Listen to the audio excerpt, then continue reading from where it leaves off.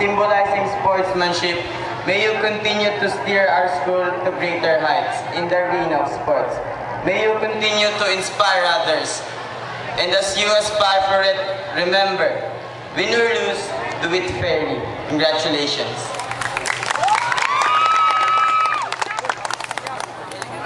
One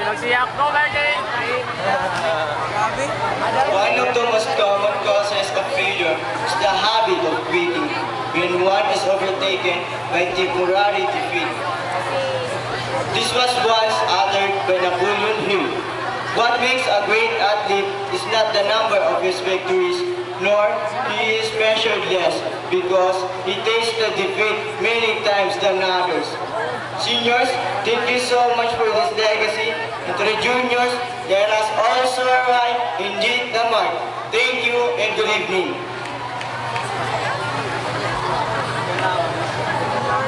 Lydia Tiberio, before she became the fastest woman in Asia, was first a driving athlete. She was down many times. She failed. She cried. She was hurt. But her failures and pains did not stop her from pursuing her dreams.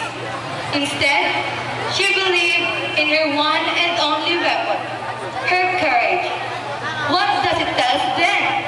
That sports is not only for men. To the seniors, thank you for entrusting us this legacy. To the juniors, let us continue believing in our strength, power, and courage. Once again, thank you and good evening. Congratulations to our sports enthusiasts.